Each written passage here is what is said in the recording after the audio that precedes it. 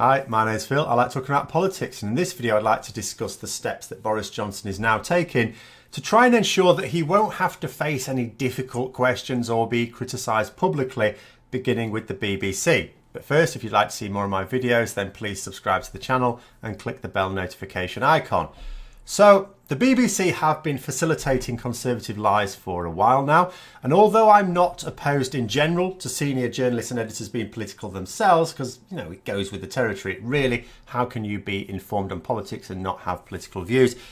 It is a bit dodgy when you consider that all the senior editors and political journalists are friends with senior members of the Conservative Party.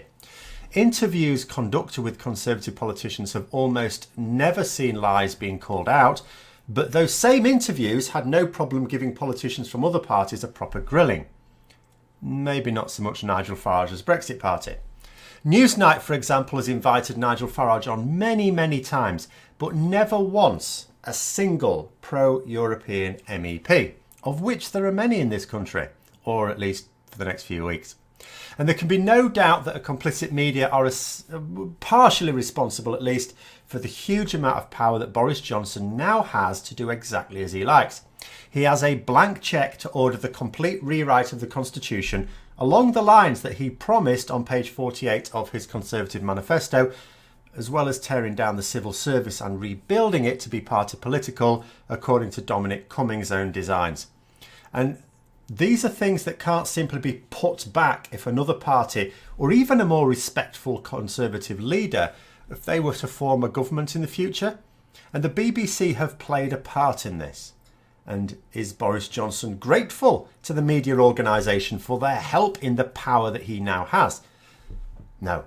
Boris Johnson is the epitome of entitlement. When you do something for him, it's not a kindness, it's because he deserves it. He demands it as far as he's concerned.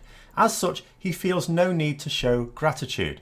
In response to the BBC's capitulation to him, he has ordered an immediate review of the licence fee, which is the source of funding that allows the BBC to remain uncommercial. It's also supposed to allow it to be independent as well, but that doesn't work so well with an immoral government.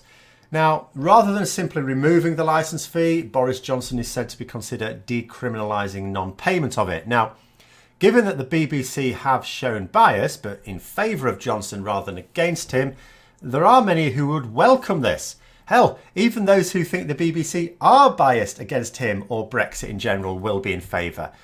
And of course, if not paying the fee can't land you in court, then for a lot of people, not all, but for a lot of people, it essentially becomes optional. I can't imagine too many people paying it out of choice. And, given that many might, want to pay this fee in return for an independent media, but that it has been anything but independent, even the altruistic of us might wish to dispense with paying the fee in protest, really. The value of the licence fee in full is said by the BBC to be worth £3.6 billion during the last financial year.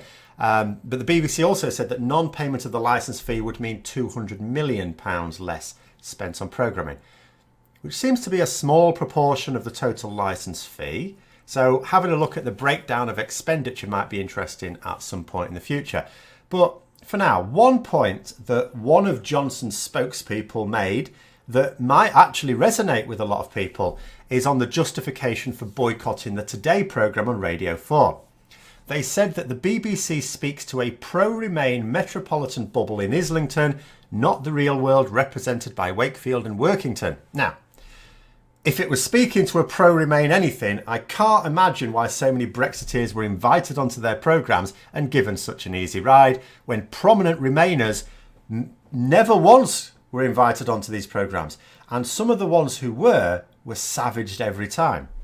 But that the BBC is London-centric will certainly ring true for many.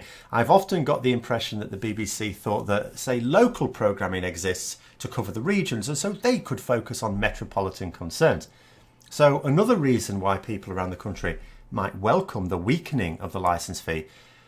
It's hard to argue against the notion that the BBC doesn't really represent the whole of the UK as it should. Now, it has to be said at this point that we don't know what Boris Johnson will actually do. What he says he'll do, what he says he's thinking of, is meaningless. He has a range of options. The first one is he could just abolish the fee altogether. This has certainly been discussed. The licence fee is essentially a tax, and removing it represents a tax break that poorer families might appreciate.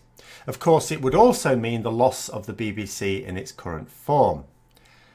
2, he could decriminalise non-payment, though people could still be fined for not paying it, just not imprisoned. As such, people will still technically have to pay for it, and of course many will, but many more might just try and get away with it, knowing that the consequences are less severe. This might be just enough to hurt the BBC and force them into behaving themselves by not asking awkward questions of government ministers, for example, or indeed placing it under scrutiny at any level on any programme on any of its channels. Well, the third thing is he could just leave it alone. Keep the threat there and stop the corporation reporting on some of the terrible things he's about to do, but also recognise that it has helped him more than hindered him, and that the loss of the BBC would just create a bit of a vacuum into which more commercial media may fill the void, and that would inevitably see more people turning to those commercial outlets, many of which have been more critical of him, such as Channel 4. Of course, he has also threatened Channel 4 with revoking their rights to broadcast, but commercial corporations in general, as I say, are much less likely to be controllable by the government than publicly funded ones. But all of this essentially serves as a warning. Boris Johnson just cares about retaining power now. He doesn't want to leave it to chance, and he has no intention of earning the right to further power by actually governing to make people's lives better.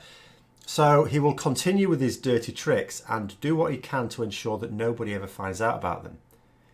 Consider this. We have known over this past year an awful lot about the realities of Brexit and the reality of what the Conservative planned to do from leaked documents. Documents which, if they hadn't been leaked, we would have been none the wiser. Although it's fairly obvious, for example, that a hard Brexit would cause a great deal of chaos and a great deal of economic damage, someone like me can't possibly say what that damage would be. But I know, because of the government reports that he didn't publicise, or release to the public until he was forced to by Parliament. But we knew about it from leaks, right? So we also know about his plans for the NHS, again, through leaks. Of course, those plans could change now, who knows? So we only know a great deal of what they're really getting up to from publicly minded civil servants risking quite a lot to get this information to us. Dominic Cummings will be putting a stop to this with his reforms of the civil service, or at least he will aim to do. At which point our sources of information, not completely but largely, dry up, which makes it much more difficult to get the realities of what a Conservative government is going to do out there.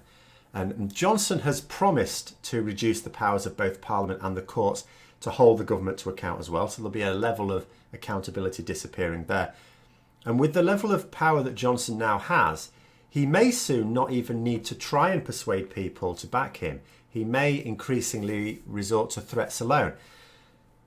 Carrots, after all, get used up eventually. You have to replenish your stocks. But a stick is good for beating someone over and over again without you ever having to buy another stick.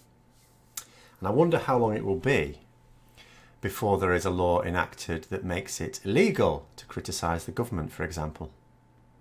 All in the name of protecting the public interest, of course. So I hope you found the video interesting. If you did, don't forget to click the like button. If you'd like to support the channel further, then please also click the Patreon link for details. And until next time, I'll see you later.